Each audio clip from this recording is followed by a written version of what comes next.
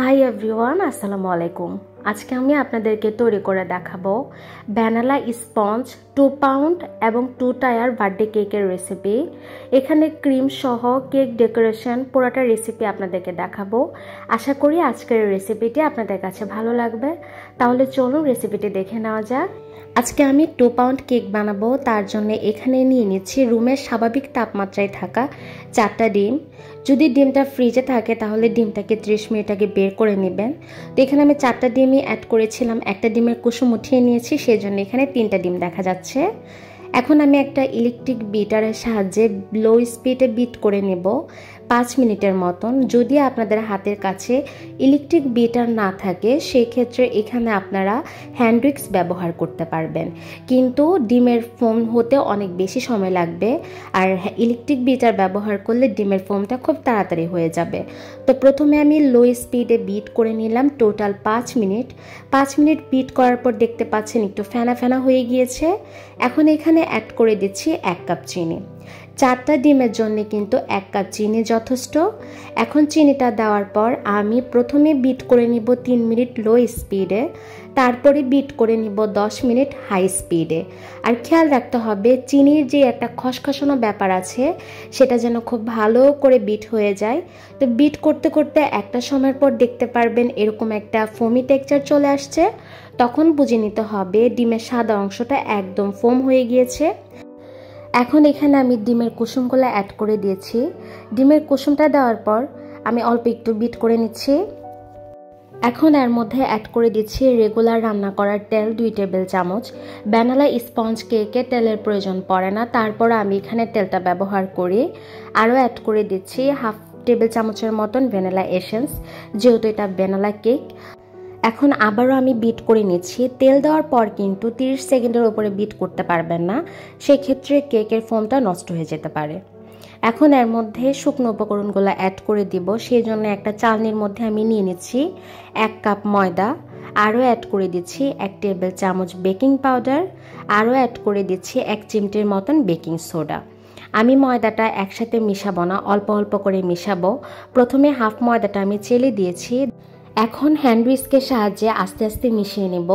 এই কাজটা কিন্তু খুব যত্ন সহকারে করতে হবে, কারণ যদি আপনি খুব তাড়াহুড়া করেন তাহলে কিন্তু ফোমটা নষ্ট হয়ে যাবে। আমি যে সাদা ফোমটা তৈরি করেছি সেটা যেন খুব ভালো থাকে, সেজন্য খুব আস্তে আস্তে যত্ন সহকারে মিশিয়ে নিচ্ছি। আর আমি শুকনো উপকরণগুলো কিন্তু একবারে মিশাইনি, 2-3 বারে আস্তে আস্তে মিক্সড করেছি। তো আমি এখানে আবারও শুকনো উপকরণ চেলে দিয়েছি, দেওয়ার পর আবারও খুব ভালো করে মিক্সড করে নিচ্ছি।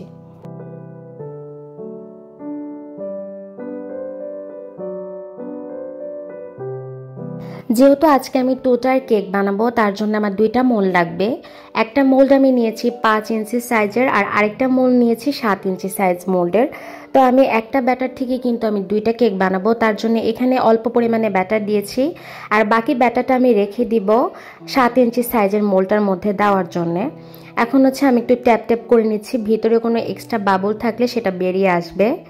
এখন যেহেতু আমি কেকটা চুলায় তৈরি করব, সেই জন্য একটা হাঁড়িকে 10 মিনিট আগে বসিয়ে আমি প্রিহিট করে নিয়েছি। এখন হচ্ছে চুলার আঁচটা আমি মিডিয়াম টু লোতে দিয়ে কেকের মোলটাকে বসিয়ে দিচ্ছি। বসিয়ে ঠিক 30 মিনিটের জন্য ঢেকে রেখে দিব। আর এই 30 মিনিটের মধ্যে কিন্তু আমি একবারও ঢাকনা খুলব না। 30 মিনিট পর ঢাকনা উঠে দেখতে পাচ্ছি কেকটা একদম তৈরি হয়ে গিয়েছে। এখন আমি একটা টুথপিকের সাহায্যে চেক করে নিব কেকটা একদম হয়েছে কিনা। তো ভিতর থেকে কিছুই আসেনি, তার মানে কেকটা 30 মিনিটের মধ্যেই তৈরি হয়ে গিয়েছে। যেহেতু আজকে আমি 2 পাউন্ড 2 টায়ার কেক বানাবো, সেজন্য আমার আরও একটা কেক বানাতে হচ্ছে। আগের ব্যাটারটা থেকে আমি সম্পূর্ণ ব্যাটারটা এখানে দিয়েছি। আর এই কেক মোল্ডের সাইজ হচ্ছে 7 ইঞ্চি। এই কেকটাও চুলায় বেক করে নিয়েছি, আর এই কেকটা হতে সময় লেগেছিল 35 মিনিট। তো 35 মিনিটের মধ্যে কেকটা তৈরি হয়ে গিয়েছে। আর কেকটাকে আমি একদম ঠান্ডা করে নিয়েছি। এখন কেকটাকে আমি স্লাইস করে নিব। আর আপনারা দেখেই বুঝতে পারছেন কেকটা কতটা সফট হয়েছে আর কতটা সুন্দর হয়েছে।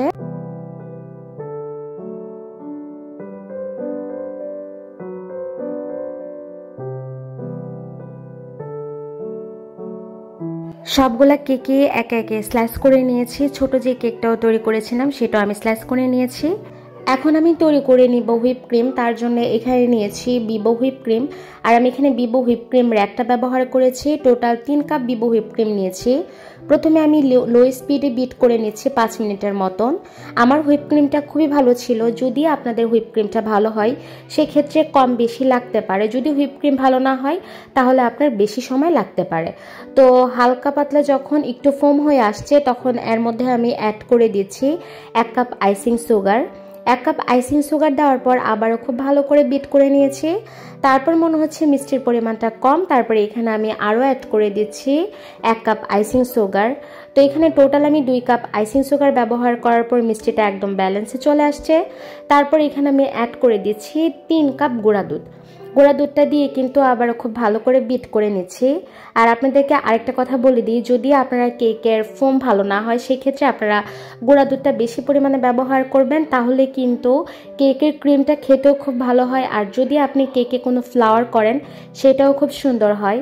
আর কেকের ক্রিমের বেশি স্বাদ বাড়াতে চাইলে আপনারা এখানে একটু বেশি পরিমাণে গুঁড়া দুধটা ব্যবহার করবেন। তো আমার কেকের ক্রিমটা একদম তৈরি হয়ে গিয়েছে। আমি ভ্যানিলা কেকে যেভাবে সুগার সিরাপটা দেই সেই রেসিপিটা আপনাদের সাথে শেয়ার করব। এখানে আমি 2 কাপ দুধকে জাল করে 1 কাপ করে নিয়েছি। এখানে কিন্তু সবাই সুগার সিরাপ ব্যবহার করে, শুধু পানির সাথে চিনি মিক্সড করে কেকের মধ্যে সুগার সিরাপটা ব্যবহার করে।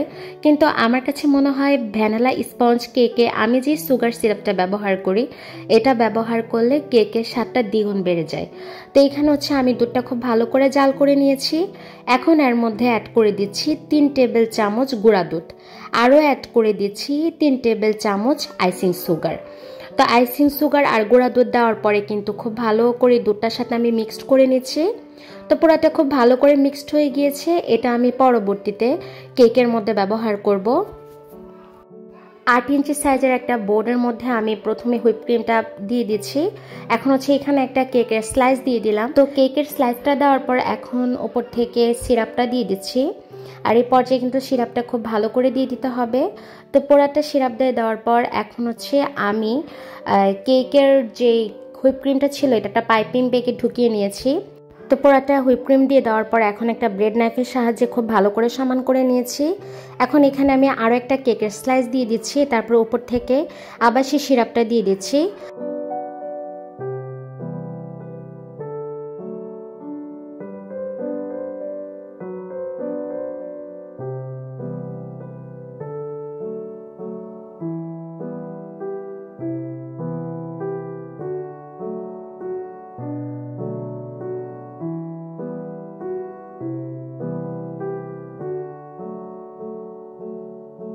তো কেকটাকে আমি ক্রাম কোট করে তারপরে ফ্রিজে রেখে দিয়েছিলাম 30 মিনিটের জন্য।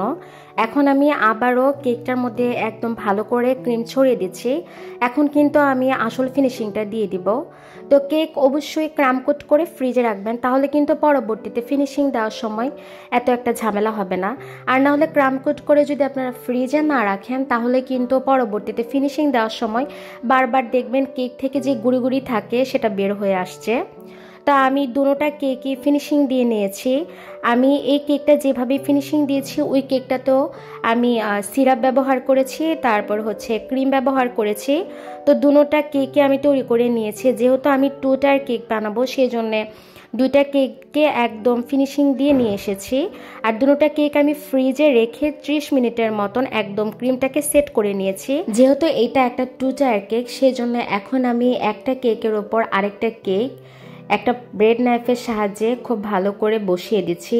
আর এই ব্যাপারটা কিন্তু খুব সাবধানে করে নিতে হবে।